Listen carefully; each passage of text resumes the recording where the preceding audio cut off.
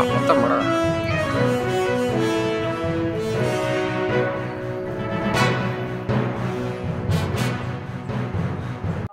కావాల్సింది ఒకటి మాకు రేవంత్ రెడ్డి గారు కానీ మాకు సీఎం గారు బట్టి విక్రమార్క గారు మాకు ఏది ఇన్కమ్ ట్యాక్స్ ట్రాన్సాక్షన్ చేస్తానన్నారు.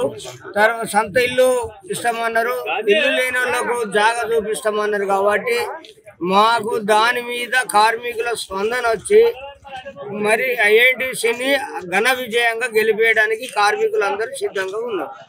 సింగరేణి జరిగే ఎన్నికలలో ఐఎన్టీసీకి మద్దతుగా మన రాష్ట్ర గవర్నమెంట్ ముఖ్యమంత్రి రేవంత్ రెడ్డి గారు మద్దతు ఇవ్వడం జరిగింది. అదేవిధంగా మన ఐటీ శాఖ మంత్రి శ్రీధర్ బాబు గారు, అదేవిధంగా మన గృహ నిర్మాణ శాఖ ఆర్థిక మంత్రి బట్టి విక్రమార్క గారు మద్దతు ఇవ్వడం జరిగింది. అదేవిధంగా అత్యధికంగా మెజార్టీతో కార్మికుల శ్రేయస్సు కోసం 6 గ్యారంటీలు పెట్టిర్రు.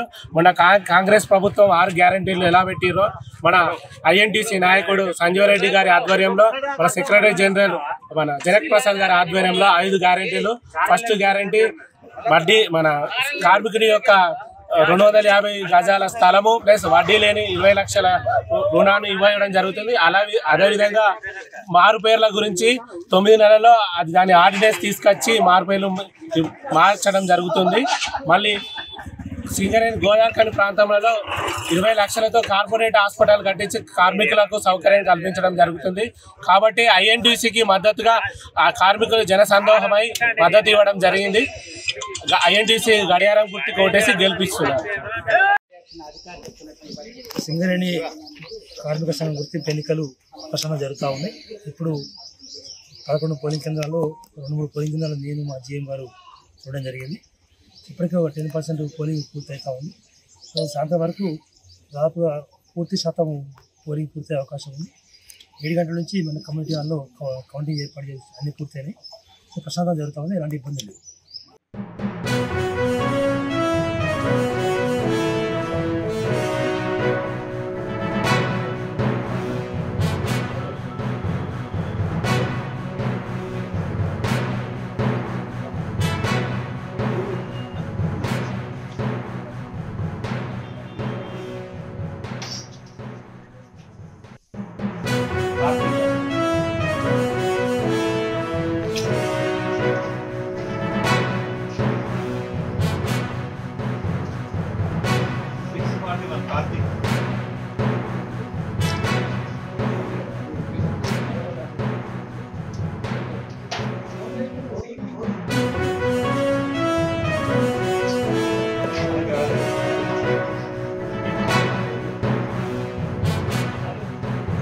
నమస్కారం.